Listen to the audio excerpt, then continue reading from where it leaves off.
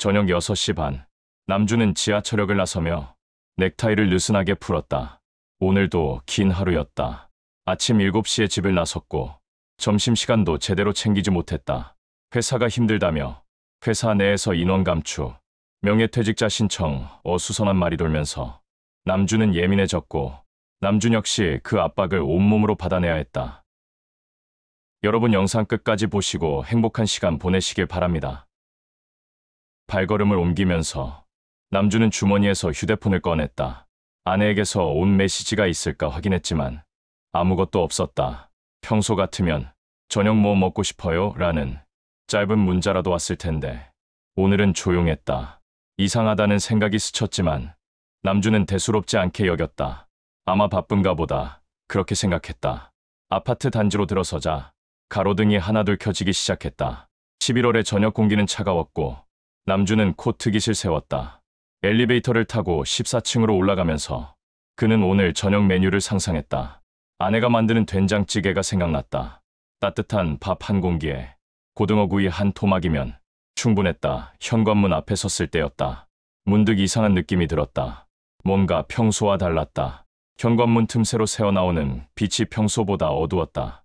거실 불이 꺼져 있는 것 같았다. 남주는 비밀번호를 누르며 속으로 중얼거렸다. 정전이라도 난 건가? 문이 열렸다. 남주는 신발을 벗으며 안으로 고개를 들이밀었다. 여보, 나왔어. 대답이 없었다. 거실은 조용했다. 너무 조용했다.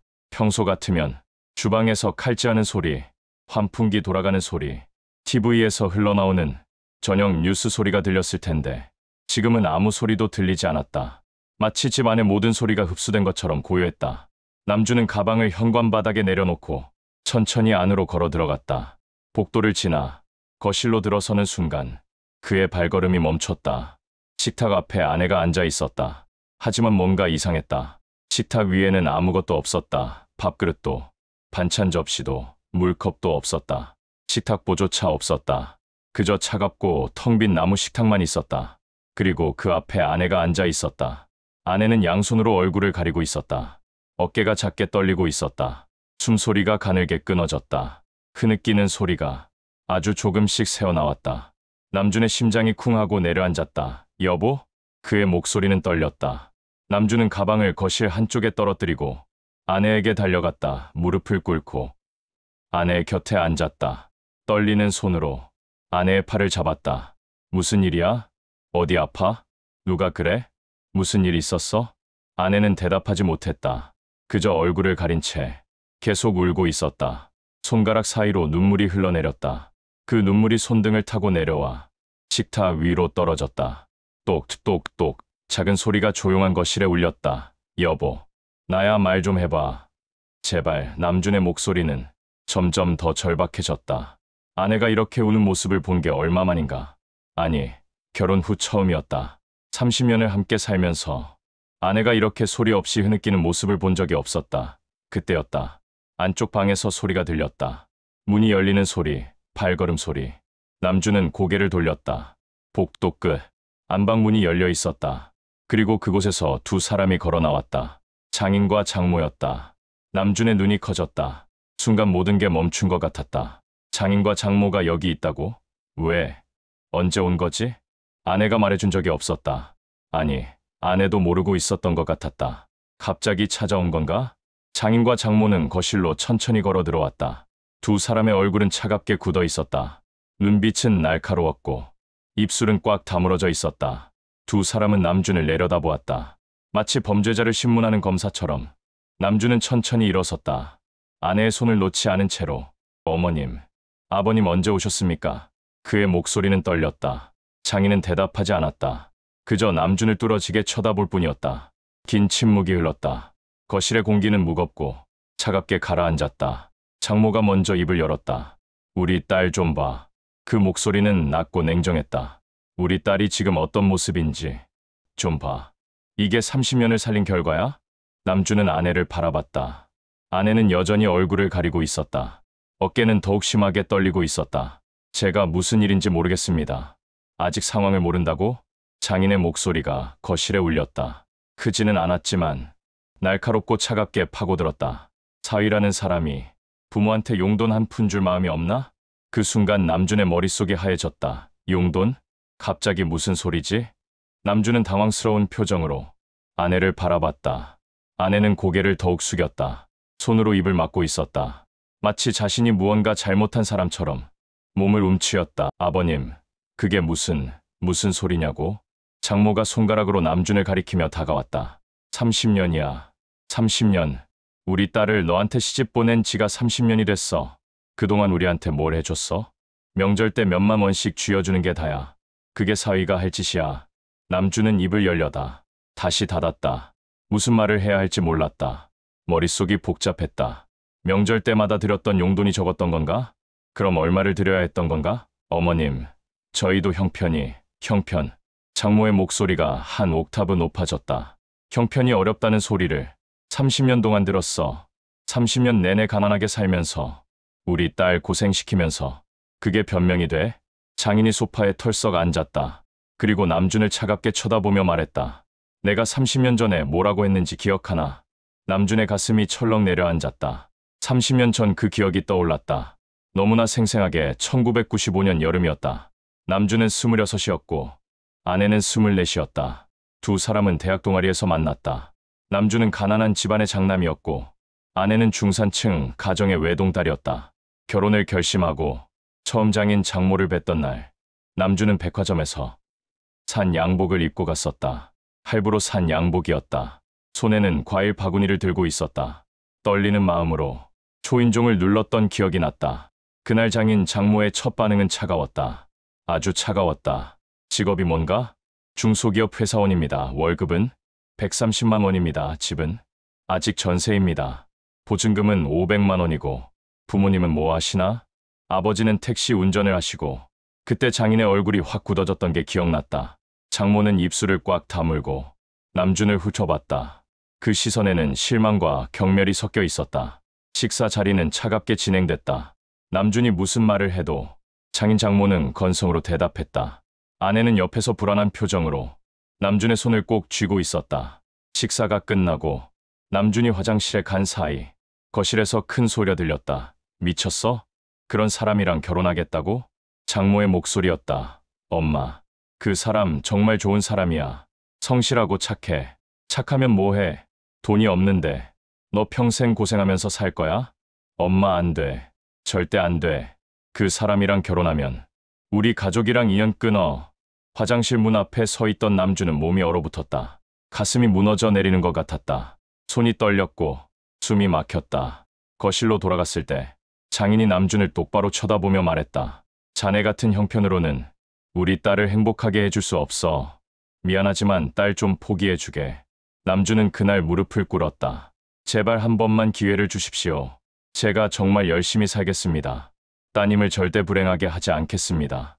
하지만 장인은 고개를 저었다. 자네가 아무리 열심히 살아도 가난은 극복되지 않아.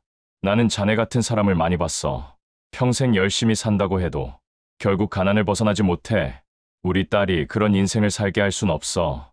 남준은 눈물을 흘리며 애원했다. 하지만 소용없었다. 결국 아내가 부모와 맞섰다. 아내는 울면서 소리쳤다.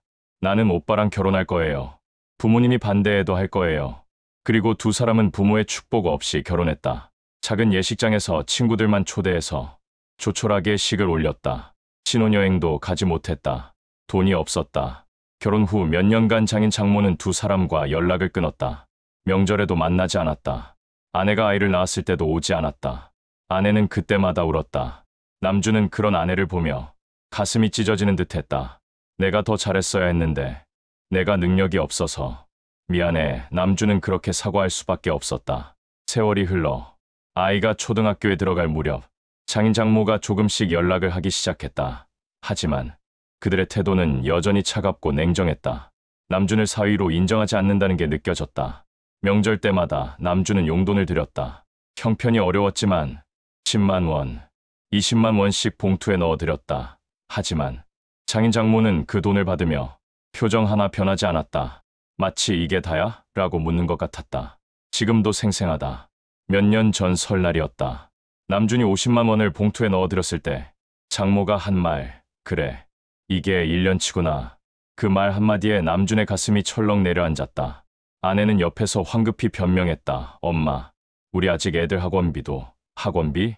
남들은 다 아는 거 아냐? 근데 왜 우리한테는 이것밖에 못 줘? 그날 집에 돌아오는 차 안에서 남준은 한마디도 하지 못했다. 아내도 창밖만 바라보고 있었다.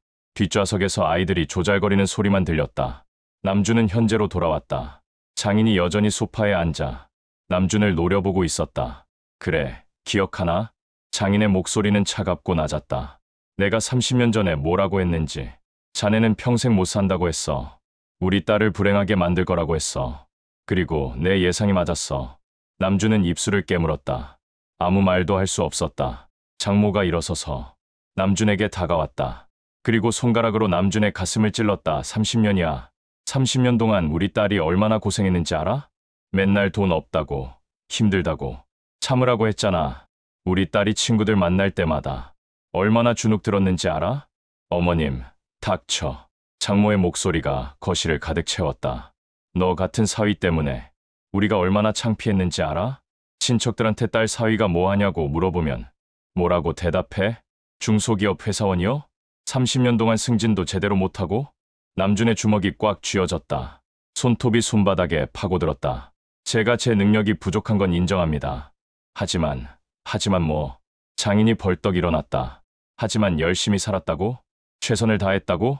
그딴 말 듣고 싶지 않아. 결과가 중요한 거야. 그런데 결과가 뭐야? 아직도 아파트 전세야. 차도 10년 된 중고차고. 우리 딸이 명품 가방 하나 못 들고 다니잖아. 남준은 고개를 숙였다. 반박할 말이 없었다. 모두 사실이었다. 남준은 30년 동안 정말 열심히 살았다. 하루도 빠짐없이 출근했고 야근도 마다하지 않았다. 승진을 위해 공부도 했고 자격증도 땄다.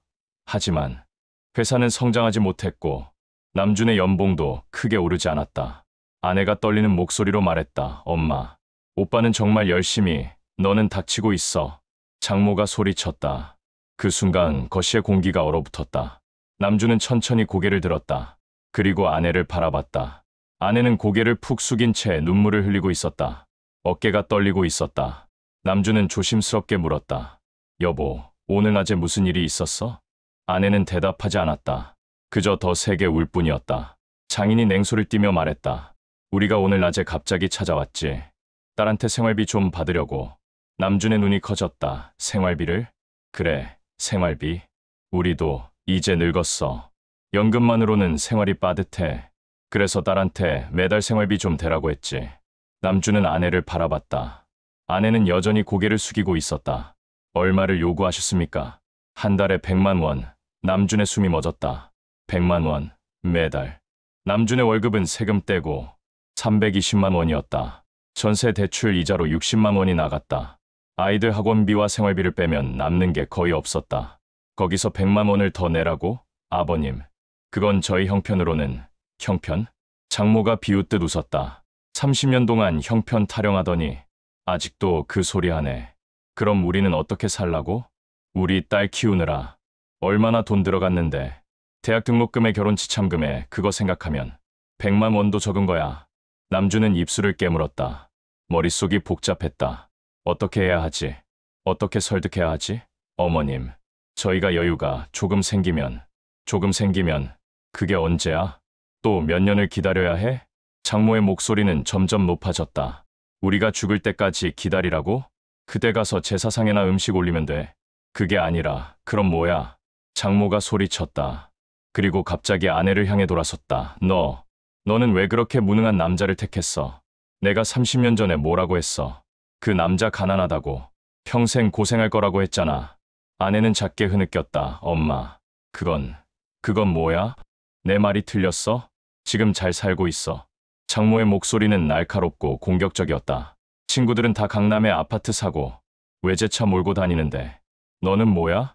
전세살이의 중고차잖아. 창피하지도 않아? 엄마, 제발은 무슨. 내가 얼마나 창피한지 알아? 친척 모임 나갈 때마다 사위 자랑하는 소리 들으면 내가 얼마나 비참한지. 아내의 어깨가 더욱 심하게 떨렸다. 남준은 아내에게 다가가려 했다. 하지만 장모가 남준을 막아섰다. 너는 비켜. 내 딸한테 할 말이 있어. 장모는 아내 앞에 섰다. 그리고 차갑게 내려다보며 말했다. 너 인생 망쳤어. 그 남자 만나서. 인생 완전히 망쳤어. 내가 그렇게 말렸는데 왜 내 말 안 들었어? 엄마, 내가 30년 전에 소개해준 사람 있었잖아. 대기업 다니던 그 사람. 그 사람이랑 결혼했으면 지금쯤 얼마나 잘 살았겠어. 아내는 고개를 저었다. 엄마, 나는 오빠가 좋았어. 오빠는 착한 사람이야. 착하면 뭐해? 돈이 없는데. 짝. 갑자기 날카로운 소리가 거실에 울렸다. 남준의 눈이 커졌다. 장모가 아내의 뺨을 때린 것이었다. 시간이 멈춘 것 같았다. 거실의 모든 소리가 사라졌다. 남준은 그 장면을 믿을 수 없다는 표정으로 바라봤다. 아내는 뺨을 감싸 쥐고 그대로 얼어붙어 있었다. 눈은 크게 떠져 있었고 입술은 떨리고 있었다. 장모는 숨을 거칠게 몰아쉬며 말했다. 정신 좀 차려. 너 지금 무슨 인생 살고 있는지 좀 똑바로 봐. 30년 동안 고생만 하면서 뭐 하는 거야? 아내의 눈에서 눈물이 주르륵 흘러내렸다. 뺨은 빨갛게 부어올랐다. 남준은 그 순간 머릿속이 하얘졌다. 가슴 깊은 곳에서 뜨거운 무언가가 치솟아 올랐다. 분노였다. 아니, 분노를 넘어선 무언가였다. 하지만 남준은 꾹 참았다. 주먹을 쥐고 이를 악물고 참았다. 장모는 계속 소리쳤다. 넌 왜 그렇게 고집이 세? 왜 내 말을 안 들어? 내가 너 낳아서 키웠어. 내가 너한테 얼마나 많은 걸 해줬는데. 아내는 눈물만 흘릴 뿐 아무 말도 하지 못했다. 장인이 차갑게 말했다. 됐어. 우리 오늘 결론을 내자. 매달 100만 원. 이번 달부터 시작이야. 못 주겠으면 이혼해. 우리 딸 데리고 나가. 남준은 아내를 바라봤다. 아내는 뺨을 감싸 쥔 채 몸을 떨고 있었다. 왼쪽 뺨이 빨갛게 부어 있었고 눈두덩이도 퉁퉁 부어 있었다. 남준은 천천히 아내에게 다가갔다. 그리고 무릎을 꿇고 아내의 손을 잡았다. 여보, 아내는 고개를 저었다. 그리고 떨리는 목소리로 말했다. 여보, 미안해. 뭐가 미안해. 당신 잘못이 아니야. 아니야. 내가 부모님을 잘 설득했어야 했는데. 아내의 목소리는 점점 더 가늘어졌다. 남준은 아내의 손을 꼭 쥐었다. 여보, 나한테 말해줘. 오늘 낮에 정확히 무슨 일이 있었는지. 아내는 한참을 울다가 천천히 입을 열었다. 당신이 회사 간 후에 부모님이 갑자기 오셨어. 초인종 누르고 들어오셨어. 나는 깜짝 놀랐어. 미리 연락도 안 하시고. 아내는 말을 이어갔다. 처음에는 그냥 지나가다가 들러셨나 했어. 그래서 차 대접하고 앉았는데 아버지가 갑자기 물으셨어. 우리 생활비가 얼마냐고. 저축은 얼마나 하고 있냐고. 남준은 조용히 들었다. 나는 솔직하게 말씀드렸어. 당신 월급이 얼마고 매달 지출이 얼마인지 그랬더니 아버지가 화를 내시기 시작했어. 30년 동안 이렇게 살았냐고. 발전이 없다고. 아내의 목소리가 떨렸다. 그리고 엄마가 갑자기 우리한테 매달 100만 원을 달라고 하셨어. 생활비가 필요하다고. 나는 당황해서 그건 너무 많다고. 우리 형편으로는 힘들다고 말했어. 그랬더니 엄마가 화를 내기 시작했어. 30년 전 얘기를 다시 꺼냈어. 왜 당신이랑 결혼했냐고. 가난한 집안 사람을 왜 택했냐고. 인생을 망쳤다고. 아내는 흐느끼기 시작했다. 나는 당신을 보호했어. 당신은 정말 열심히 산다고. 우리 가정은 행복하다고. 돈은 없어도. 우리는 서로 사랑한다고 말했어. 그랬더니 엄마가 웃으셨어. 비웃듯이. 그리고 말씀하셨어. 사랑으로 밥 먹고 사냐고. 현실을 좀 보라고. 남준의 가슴이 조였다. 나는 계속 말했어. 엄마, 제발 이해해달라고. 우리도 최선을 다하고 있다고. 조금만 더 기다려달라고. 오빠가 곧 승진할 수도 있다고. 아내는 말을 잇지 못하고 울음을 터뜨렸다. 그런데 엄마가 갑자기 일어나서 나한테 다가왔어. 그리고 소리쳤어. 넌 왜 이렇게 멍청하냐고. 왜 내 말을 안 들었냐고. 30년 동안 고생만 하면서 뭐 하냐고. 그리고 아내는 숨을 크게 들이마셨다. 그리고 나한테 따귀를 때렸어. 남준의 손이 굳어졌다. 한 대가 아니었어. 여보, 2대, 3대 나는 그냥 맞았어. 뭐라고 말할 수가 없었어. 내 엄마였으니까. 아내는 손으로 얼굴을 가렸다. 아빠는 옆에서 말리지도 않았어. 그냥 지켜보고만 있었어. 마치 내가 맞아 마땅하다는 것처럼. 남준은 아내의 떨리는 손을 꼭 잡았다. 그의 눈에도 눈물이 고였다. 그 후에도 엄마는 계속 소리쳤어. 나를 책망했어. 인생을 왜 이렇게 사냐고. 남들은 다 잘 사는데 너만 못 산다고. 내 친구들 봐라. 다들 좋은 차 타고 좋은 집에 사는데 너는 뭐냐고. 나는 아무 말도 할 수 없었어. 그냥 울기만 했어. 그리고 엄마가 말했어. 오빠가 퇴근하면 직접 말하겠다고. 무조건 매달 100만 원을 내놓으라고. 못 주면 이혼하라고. 아내는 남준을 바라봤다. 눈은 빨갛게 충혈되어 있었고 뺨은 부어 있었다. 여보, 정말 미안해. 내가 부모님을 잘 못 만나서, 내가 약해서. 남준은 고개를 저었다. 그리고 아내를 꼭 안았다. 아니야. 절대 당신 잘못이 아니야. 절대로. 남준은 아내를 안은 채 한참을 있었다. 장인과 장모는 소파에 앉아 두 사람을 내려다보고 있었다. 차갑고 무표정한 얼굴로. 남준은 천천히 아내를 놓고 일어났다. 그리고 안방으로 걸어갔다. 어디가? 장인이 물었지만 남준은 대답하지 않았다. 안방으로 들어가 오래된 서랍장 앞에 섰다.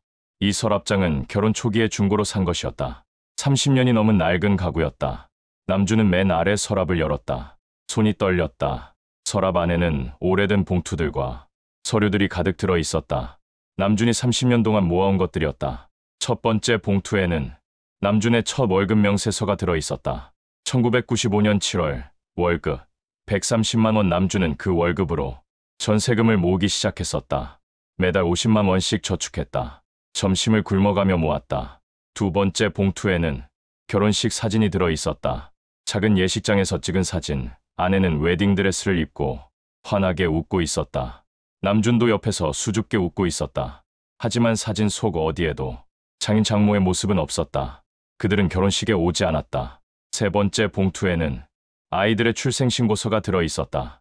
첫째 아들, 둘째 딸, 아이들이 태어났을 때 남준은 병원비를 내기 위해 친구들한테 돈을 빌렸었다.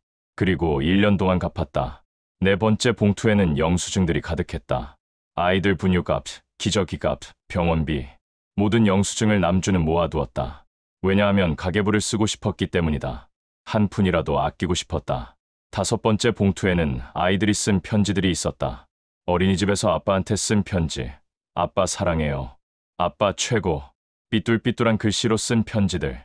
남준은 이 편지들을 보며 힘을 냈었다. 여섯 번째 봉투에는 남준이 아내에게 쓴 쪽지들이 있었다. 결혼기념일에 쓴 편지, 아내 생일에 쓴 카드. 여보 사랑해. 힘들게 해서. 미안해. 조금만 더 힘내자. 우리 꼭 행복해지자. 일곱 번째 봉투에는 남준의 자격증들이 있었다. 승진을 위해 딴 자격증들, 컴퓨터 활용 능력, 정보 처리 기사, 품질 관리, 야간에 학원 다니며 공부해서 땄다. 여덟 번째 봉투에는 통장 사본들이 있었다. 매달 저축하는 통장, 잔액은 항상 적었지만 남준은 한 달도 빠짐없이 저축했다. 10만 원이든 20만 원이든. 그리고 마지막 봉투, 남준이 가장 아끼는 메모 한 장이 들어 있었다.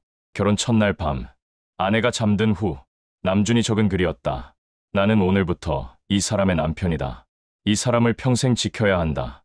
절대 울리면 안 된다. 울리면 나는 죄인이다. 나는 이 사람을 행복하게 해줄 것이다. 반드시. 남준은 그 메모를 보며 눈물을 흘렸다. 30년 전 26세 자신이 적은 글, 그때의 다짐, 그때의 각오. 남준은 모든 봉투를 품에 안고 거실로 나왔다. 그리고 식탁 위에 하나씩 펼쳐놓기 시작했다. 이게 뭐야? 장모가 물었다. 남준은 대답하지 않고 계속 서류들을 펼쳤다. 월급 명세서, 사진들, 편지들, 영수증들, 자격증들, 통장 사본들. 이게 뭐냐고. 장인이 소리쳤다. 남준은 마침내 입을 열었다. 목소리는 떨렸지만 또렷했다. 아버님, 어머님, 여기 있는 게 제 30년입니다. 남준은 첫 월급 명세서를 들어 올렸다. 이게 제 첫 월급 명세서입니다. 130만 원, 여기서 50만 원을 저축했습니다.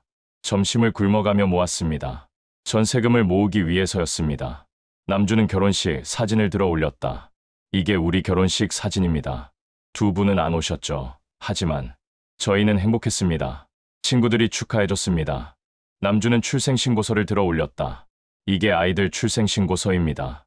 아이들이 태어났을 때 병원비가 없어서 친구들한테 돈을 빌렸습니다.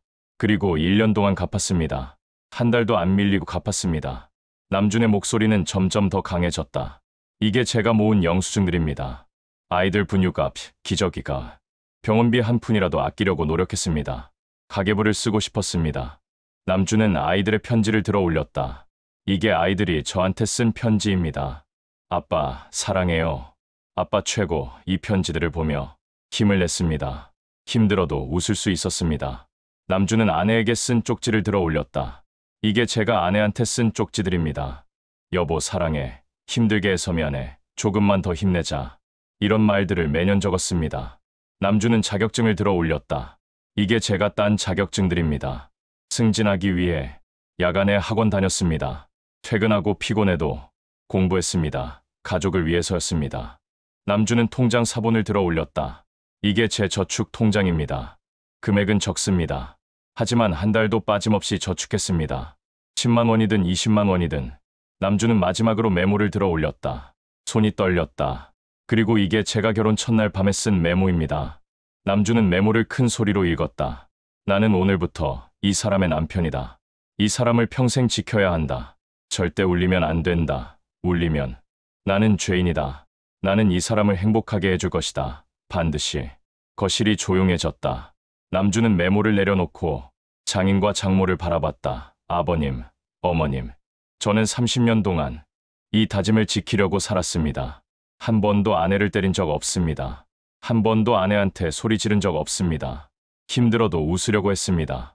가족을 위해 하루도 쉬지 않고 일했습니다. 남준의 목소리가 떨렸다. 제 능력이 부족한 건 인정합니다.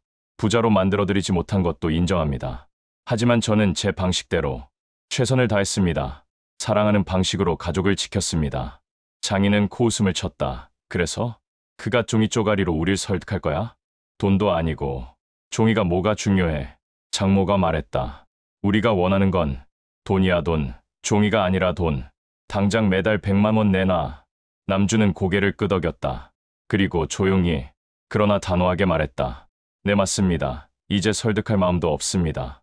장인과 장모의 표정이 굳었다. 남준의 목소리에서 지금까지 듣지 못한 단호함이 느껴졌다. 남준은 아내의 손을 꼭 잡았다. 그리고 말했다. 오늘부로 저는 모든 관계를 정리하겠습니다. 장모가 벌떡 일어났다. 뭐라고? 무슨 소리야? 제 말 그대로입니다. 오늘부로 저는 두 분과의 관계를 끝내겠습니다. 장인이 소리쳤다. 사위가 부모를 버려? 이게 무슨 소리야? 남주는 고개를 저었다. 저는 부모를 버리는 게 아닙니다. 제 아내를, 제 가족을 지키는 겁니다. 남주는 아내를 바라봤다. 아내는 눈물을 흘리며 남준을 바라보고 있었다. 30년 동안 저는 아내가 눈물 흘리는 걸 보지 않으려고 얼마나 노력했는지 아십니까? 아내를 웃게 만들려고 얼마나 애썼는지 아십니까? 남준의 목소리가 높아졌다. 그런데 오늘 제 아내가 맞았습니다. 제 아내에 뺨이 부었습니다. 제가 지켜야 할 사람이 상처받았습니다. 남준은 장모를 똑바로 쳐다봤다. 어머님, 당신은 오늘 선을 넘으셨습니다. 아무리 친정 부모라도 넘지 말아야 할 선이 있습니다. 당신은 그 선을 넘었습니다. 장모의 얼굴이 빨개졌다. 내가 지금 나한테 네, 말씀드리는 겁니다. 남준의 목소리는 단호했다. 30년 동안 저는 참았습니다. 무시당해도 참았습니다. 무능하다는 말 들어도 참았습니다. 가난하다고 손가락질 받아도 참았습니다. 왜냐하면 아내 때문이었습니다. 아내가 부모님과 관계가 끊길까봐 참았습니다. 남주는 아내의 손을 더욱 꼭 쥐었다. 하지만 이제는 다릅니다. 이제는 제가 선택할 차례입니다. 아내를 택하겠습니다. 제 가족을 택하겠습니다. 장인이 소리쳤다. 너 지금 정신 나갔어? 우리가 누군지 알아? 압니다. 아내의 부모님이십니다. 하지만 제 아내를 때린 사람이기도 합니다. 남주는 천천히 말을 이었다. 아버님, 어머님 저희 집에서 나가주십시오. 그리고 다시는 연락하지 마십시오. 거실이 얼어붙었다.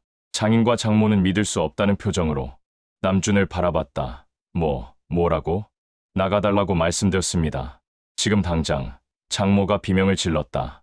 이런 미친, 사위가 부모를 쫓아내? 너 정말 죽고 싶어? 쫓아내는 게 아닙니다. 제 가족을 지키는 겁니다. 남준은 아내를 안았다. 아내는 남준의 품에서 흐느꼈다. 여보, 미안해. 내 잘못이야. 내가 부모님을 잘 설득했어야 했는데. 남준은 고개를 저었다. 아니야. 절대 당신 잘못이 아니야. 절대로. 장인이 손가락으로 남준을 가리켰다. 좋아. 그럼 우리 딸 데리고 나가. 이혼해. 남주는 고개를 저었다. 아내는 제 곁에 있겠습니다. 아내가 선택하겠죠. 남주는 아내를 바라봤다. 여보, 당신이 결정해. 나랑 있을 거야. 아니면 부모님 따라갈 거야? 아내는 울면서 남준을 꼭 안았다. 나는 당신이랑 있을 거야. 평생 당신이랑 있을 거야. 장모가 소리쳤다. 너 지금 뭐 하는 거야? 부모를 버려? 아내는 고개를 들고 엄마를 바라봤다. 눈물로 범벅이 된 얼굴로. 엄마, 저도 30년 동안 참았어요. 엄마가 오빠 욕할 때마다 가슴이 찢어졌어요. 하지만 참았어요. 엄마니까, 부모님이니까. 아내의 목소리가 떨렸다. 하지만 오늘은 선을 넘으셨어요. 저한테 손을 대셨어요. 제 남편을 모욕해서요. 저희 가정을 무너뜨리려 하셨어요. 아내는 눈물을 닦았다. 저는 이제 제 남편을 택하겠어요. 제 가족을 택하겠어요. 장인과 장모는 말문이 막혔다. 믿을 수 없다는 표정이었다. 장모가 떨리는 목소리로 말했다. 너 후회할 거야. 우리 없으면 못 살 거야. 살 수 있어요. 30년 동안 살았어요. 이제는 더 행복하게 살 거예요. 장인이 화를 내며 소리쳤다. 좋아. 그럼 우리도 포기한다. 너 이제 우리 딸 아니야. 연 끊어. 알겠습니다. 아내의 대답은 단호했다. 장인과 장모는 욕설을 퍼부으며 집을 나가려 했다. 현관으로 향하면서 장모가 뒤돌아보며 소리쳤다. 너희들 잘 되는지 보자. 우리 없이 얼마나 버티나. 하지만 남준과 아내는 대답하지 않았다. 그저 서로를 꼭 안고 있을 뿐이었다. 현관문이 쿵 하고 닫혔다. 그 소리가 거실에 울렸다. 그리고 조용해졌다. 남준과 아내는 한참을 그렇게 안고 있었다. 아내는 남준의 가슴에 얼굴을 묻고 울었다. 남준은 아내의 머리를 쓰다듬으며 조용히 말했다. 이제 괜찮아. 이제 아무도 당신을 아프게 하지 못해. 여보, 미안해. 내가 더 강했어야 했는데. 아니야, 당신은 충분히 강했어. 30년 동안 견뎌줘서 고마워. 두 사람은 오래도록 안고 있었다. 거실은 조용했다. 그 고요함은 더 이상 무겁지 않았다. 평온했다. 시간이 흘러 아내가 조용히 물었다. 여보, 이제 어떻게 해? 남주는 아내를 바라보며 미소 지었다. 우리끼리 살면 돼. 우리 식구들끼리 아이들이랑 행복하게. 정말 괜찮을까? 괜찮아. 아니, 더 좋을 거야. 이제 눈치 안 보고 살 수 있잖아. 아내는 고개를 끄덕였다. 그리고 처음으로 작게 웃었다. 남주는 아내의 뺨을 조심스럽게 만졌다. 아직 붉게 부어 있었다. 일단 냉찜질부터 하자. 그리고 저녁 먹어야지. 배고프지? 응, 조금. 뭐 먹고 싶어? 아무거나 당신이 해주는 거면. 다 좋아. 남주는 웃으며 일어섰다. 그리고 주방으로 향했다. 냉장고를 열어 재료들을 꺼냈다. 라면과 계란, 파, 간단하지만 따뜻한 저녁 물을 끓이면서 남주는 창밖을 바라봤다. 밤하늘에 별이 빛나고 있었다. 남주는 깊게 숨을 들이마셨다. 가슴이 뻥 뚫린 것 같았다. 30년 동안 짊어진 짐을 내려놓은 기분이었다. 가벼웠다. 자유로웠다. 라면이 끓는 소리가 주방에 울렸다.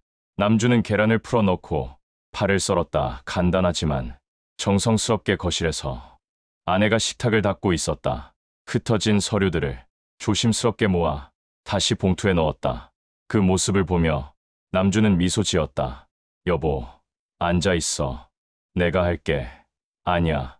나도 뭐라도 해야겠어. 두 사람은 조용히 저녁을 준비했다. 말은 많지 않았지만 마음은 통했다. 라면이 완성되었다. 남주는 두 그릇을 식탁에 올렸다. 김치도 꺼내고 물도 따랐다. 아내가 앞치마를 두르고 앉았다. 잘 먹겠습니다. 두 사람은 동시에 말했다. 그리고 웃었다. 라면은 맛있었다. 세상 어떤 음식보다 맛있었다. 따뜻했고 위로가 되었다. 한참을 먹다가 아내가 조용히 말했다. 오빠, 부모님한테 정말 연락 안 해도 돼? 남주는 젓가락을 내려놓고 아내를 바라봤다. 여보, 나는 괜찮아. 그런데 당신은? 후회하지 않아? 아내는 고개를 저었다. 아니, 후회 안 해. 사실은 속이 시원해. 아내는 작게 웃었다. 이상하지? 내 부모님인데. 그런데 막상 결별하고 나니까 오히려 홀가분해. 그럴 수 있어. 때로는 거리를 두는 게 서로에게 더 나을 때가 있어. 응, 그래도 조금은 슬프긴 해. 남주는 아내의 손을 잡았다. 슬퍼해도 돼. 충분히 슬플 수 있어. 그래도 우리는 함께야. 아내는 고개를 끄덕였다. 눈에 다시 눈물이 고였지만 이번엔 슬픔만의 눈물은 아니었다. 해방감과 안도감도 섞여 있었다. 저녁을 다 먹고 설거지를 하는데 현관문이 열렸다. 아이들이 돌아왔다. 엄마, 아빠, 우리 왔어요? 첫째 아들과 둘째 딸이 들어왔다. 대학생과 고등학생. 엄마 눈 왜 그래? 울었어? 딸이 걱정스럽게 물었다. 아내는 재빨리 눈물을 닦으며 웃었다. 아니야, 괜찮아. 그냥 양파 썰다가. 아들이 주방을 둘러보며 고개를 갸웃했다. 양파는 안 보이는데? 남준이 웃으며 말했다. 아빠가 다 썼어. 너희 저녁 먹었어? 네, 학교에서 먹었어요. 아이들은 방으로 들어갔다. 남준과 아내는 서로를 바라보며 안도의 한숨을 쉬었다. 아이들한테는 말 안 할 거야? 나중에 말하자. 천천히, 지금은 너무 복잡할 것 같아. 그래, 그게 좋겠어. 밤이 깊어갔다. 아이들은 방에서 공부하고 있었다. 남준과 아내는 거실 소파에 나란히 앉아 있었다. TV는 켜져 있었지만 두 사람 다 화면을 보지 않았다. 그저 서로의 존재를 느끼며 조용히 앉아 있을 뿐이었다. 아내가 남준의 어깨에 머리를 기댔다. 여보. 응? 고마워. 뭐가? 오늘 날 지켜줘서. 남준은 아내의 손을 잡았다. 당연한 거야. 나는 당신 남편이잖아. 그래도 부모님한테 그렇게까지 하기 쉽지 않았을 텐데. 남준은 잠시 생각했다. 그리고 조용히 말했다. 여보, 나한테 가장 중요한 건 당신이야. 당신과 아이들. 그게 내 가족이야. 그리고 가족은 지켜야 하는 거야. 30년 전에 내가 쓴 거 기억해. 당신 울리면 내가 죄인이라고. 오늘 당신이 울었어. 그것도 맞았어. 그건 내가 용서할 수 없는 일이야. 아내는 남준을 꼭 안았다. 사랑해. 오빠, 나도 사랑해. 두 사람은 오래도록 안고 있었다. 거실의 시계가 똑딱거렸다. 밤은 깊어갔다. 다음 날 아침 남준은 여느 때처럼 7시에 일어났다. 아내도 함께 일어났다. 얼굴 좀 봐. 남준이 아내의 얼굴을 살폈다. 뺨에 부기는 많이 빠졌지만 아직 약간 붉었다. 회사 가도 되겠어? 응, 괜찮아. 화장하면 안 보여 정말. 응, 걱정 마. 남준은 고개를 끄덕이고 화장실로 향했다. 씻으면서 어젯밤 일들이 떠올랐다. 꿈만 같았다. 정말 내가 그렇게 말했나? 정말 장인 장모를 집에서 내보냈나? 하지만 후회는 없었다. 오히려 마음이 편했다. 아침을 먹으며 아내가 물었다. 부모님한테서 연락 올 것 같아. 모르겠어. 올 수도 있고 안 올 수도 있고. 오면 어떻게 할 거야? 모른다고 할 거야. 끝났다고 아내는 고개를 끄덕였다. 그리고 작게 웃었다. 나도 그럴 거야. 출근 준비를 하는데 아내가 남준의 넥타이를 매주었다. 여보, 오늘도 힘내. 응, 당신도. 현관문을 나서며 남준은 뒤돌아봤다. 아내가 문 앞에 서서 손을 흔들고 있었다. 예전과 똑같은 모습 하지만 뭔가 달랐다. 표정이 더 밝아 보였다. 회사로 가는 지하철 안에서 남준은 창밖을 바라봤다. 아침 해가 밝게 빛나고 있었다. 새로운 하루였다. 핸드폰이 울렸다. 문자 메시지였다. 남준은 심장이 철렁했다. 혹시 장인 장모? 하지만 아내였다. 여보, 사랑해. 오늘도 좋은 하루 보내. 남준은 미소 지으며 답장을 보냈다. 나도 사랑해. 저녁에 봐. 3일이 지났다. 장인 장모한테서 연락은 오지 않았다. 남준도 아내도 먼저 연락하지 않았다. 처음 이틀은 아내가 불안해했다. 핸드폰을 자주 확인했고 문자가 올 때마다 긴장했다. 아무 연락도 없었다. 정말 연락이 안 오네. 아내가 중얼거렸다. 그게 더 나을 수도 있어. 남준이 대답했다. 그래, 그런 것 같아. 사흘째 되던 날 저녁 아내의 핸드폰이 울렸다. 장모였다. 아내는 남준을 바라봤다. 남준은 고개를 끄덕였다. 받아보라는 의미였다. 여보세요. 아내의 목소리는 평온했다. 장모가 뭔가 말하고 있었다. 하지만 아내의 표정은 변하지 않았다. 엄마, 저는 이제 엄마 말 들을 수 없어요. 저는 제 가족을 택했어요.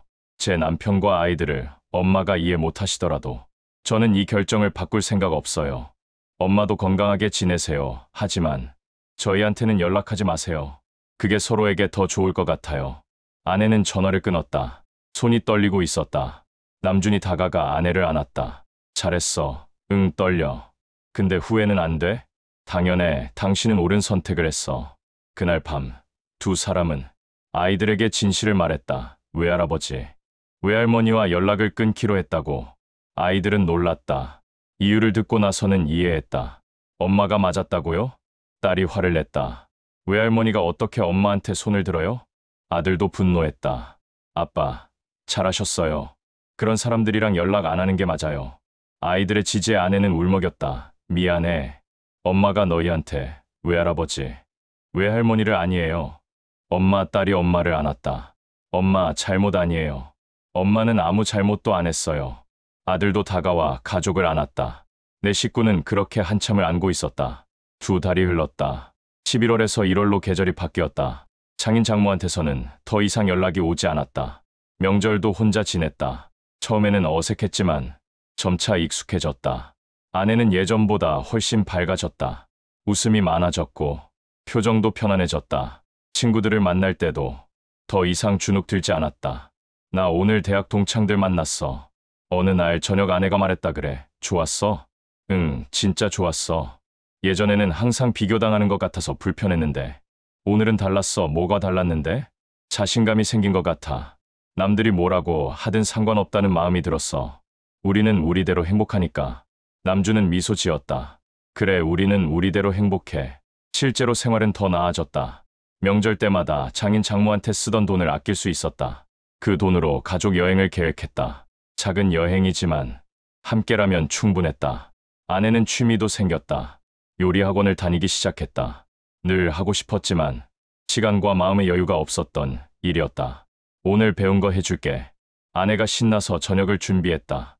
파스타였다. 서툴렀지만 정성이 가득했다. 맛있어. 남준이 진심으로 말했다. 정말. 너무 짜지 않아? 아니야, 딱 좋아. 아이들도 맛있게 먹었다. 식탁은 웃음소리로 가득했다. 그로부터 몇 달 후, 남준은 백화점에서 장모를 우연히 마주쳤다. 에스컬레이터를 타고 올라가는데 내려오는 에스컬레이터에 장모가 있었다. 두 사람의 눈이 마주쳤다. 장모의 표정은 복잡했다. 놀람, 당혹, 그리고 약간의 서글픔. 남준은 고개를 살짝 숙여 인사했다. 그리고 그대로 지나쳤다. 장모는 뒤돌아보았지만 남준은 돌아보지 않았다. 집에 돌아와 아내에게 말했다. 오늘 어머니 봤어. 엄마를. 어디서? 백화점에서 에스컬레이터에서 마주쳤어. 뭐라고 하셨어? 아무 말도 안 했어. 나도 그냥 지나쳤어. 아내는 잠시 생각하다가 물었다. 어떤 기분이었어? 별로 아무 기분도 안 들었어. 그냥 이제는 남인 것 같았어. 아내는 고개를 끄덕였다. 나도 그럴 것 같아. 이제는 정말 끝난 것 같아. 후회해? 아니 전혀. 두 사람은 서로를 바라보았다. 그날 밤, 남준과 아내는 베란다에 나와 도시의 야경을 바라봤다. 우리 정말 멀리 왔네. 그러게 벌써 몇 년이 지났지. 30년 넘게 함께 살았는데 요즘이 가장 행복한 것 같아. 남준은 아내의 손을 잡았다. 나도 그래 여보. 고마워. 그날 날 지켜줘서. 당연한 거야. 나는 당신 남편이니까. 아내는 남준의 어깨에 머리를 기댔다. 우리 앞으로도 이렇게 행복하게 살자. 그래, 우리 식구들끼리 서로 아끼고 사랑하면서. 밤하늘의 별이 반짝였다. 차가운 바람이 불어왔지만 두 사람은 따뜻했다.